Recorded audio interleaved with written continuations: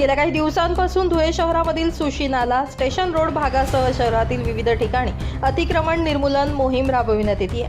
मात्र यामध्ये एका विशिष्ट जाती धर्मातील लोकांचं अतिक्रमण वगळून गोरगरिबांचे अतिक्रमण जमीनदोस्त केले जात असल्याचा गंभीर आरोप करत प्रशासनानं अग्रवाल नगर, गुरुनानक सोसायटी परिसर, सिंधी कॅम्प, जीटीपी स्टॉप, पेठ भाग, विघ्नहर्ता हॉस्पिटल यांसारख्या मनपा हद्दीतील अतिक्रमण दुर्लक्षित केलं असल्याचा ठपका ठेवत या भागांकडेही संबंधित विभागानं लक्ष देऊन अतिक्रमण जमीनदोस्त करावे, केवळ गोरगरिबांना वेठीस धरू नये या मागणीसाठी दक्ष पत्रकार संघाचे बापू बागुल यांच्या वतीनं संबंधित प्रशासनाला निवेदन देण्यात आलं. निवेदनाची दखल घेत कारवाई करण्यात आली नाही तर 18 मे पासून महापालिका प्रवेशद्वारासमोर तीव्र धरणे आंदोलन छेडण्याचा इशारा देखील देण्यात आला आहे.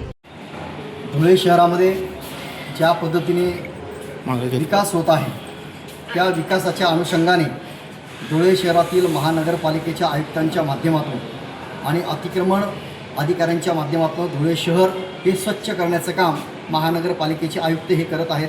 त्यांचं सर्वप्रथम दक्ष पत्रकार संघ आणि वंचित बहुजन आघाडीच्या माध्यमातून आम्ही या ठिकाणी हार्दिक स्वागत करतो. परंतु आता प्रश्न या ठिकाणी संपलेला आहे का? नाही. दुसरी गोष्ट, या ठिकाणी आम्ही महानगरपालिका आयुक्त यांना एक तक्रार दिलेली आहे की याच्यामध्ये ज्या पद्धतीने तुम्ही अतिक्रमण निर्मूलन राबवत आहात ती निपक्षपाती त्या ठिकाणी राबवली गेली पाहिजे. त्या ठिकाणी जातीभेद केला गेला नाही पाहिजे. कारण की ह्या ठिकाणी मला ज्ञान असलेली सगळ्यात पहिले सिंधी कॅम्प या ठिकाणी 30 मीटरचा रस्ता असून त्या ठिकाणी मोठ्या प्रमाणामध्ये अतिक्रमण केलं गेलेलं आहे. गुरुनानक सोसायटी या ठिकाणी 100 बंगले जे आहेत ते 100 बंगले कोट्यावधी रुपयांनी त्या ठिकाणी बांधले गेलेले आहेत. ते अतिक्रमण झालेले आहेत. त्याच्यामध्ये नगरपालिकेची कुठल्याही प्रकारची प्रोसेस केली नाही.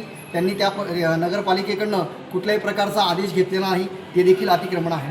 त्याच पद्धतीने अग्रवाल नगरमध्ये मोठ्या प्रमाणामध्ये अतिक्रमण झालेलं आहे. त्या ठिकाणी एक बिल्डिंग अशी आहे की एका नाल्यावरती बिल्डिंग आहे, तर ती बिल्डिंग देखील त्या ठिकाणी पाडण्यात यावी, कारण की ती पण अतिक्रमण आहे.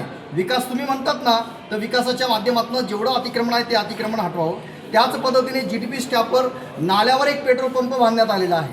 त्या जीटीपी स्टॉपवर जो नाला आहे तो महानगरपालिकेच्या एका मोठ्या पदस्थ असलेल्या व्यक्तीच्या नावावर तो नाला केला गेलेला होता का, आणि मग त्या ठिकाणी ते पेट्रोल पंप बांधण्यात आलेला आहे का, याची देखील चौकशी करावी आणि ते त्या ठिकाणी नेस्तानाबूत करावं.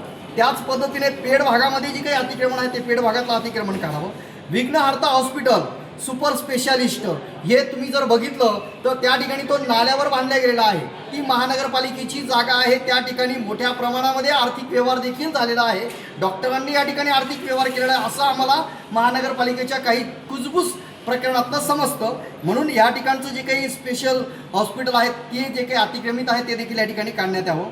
त्याच पद्धतीने सर्वात महत्त्वाची जी काही प्रक्रिया या ठिकाणी राबवली गेली पाहिजे ती म्हणजे 11 गावातील जे काही अतिक्रमणधारक आहेत त्यांच्याकडे देखील लक्ष दिलं गेलं पाहिजे.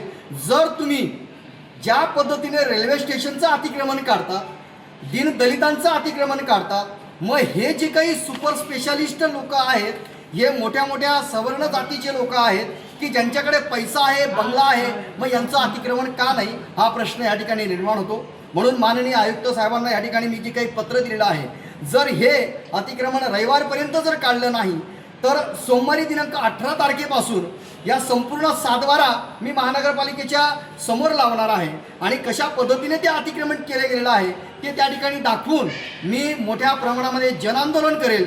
2 दिवसात जर त्यांनी परत ती प्रोसेस केली नाही तर 3ऱ्या दिवशी मी स्वतः त्या ठिकाणी आत्मदहन करणार आहे. दक्ष पत्रकार संघाच्या माध्यमातून ही एक चेतावणी समजा किंवा या ठिकाणी हे आंदोलनाची प्रक्रिया समजा. जय हिंद, जय Maharashtra. Bureau report, Lumbini news, Dhule.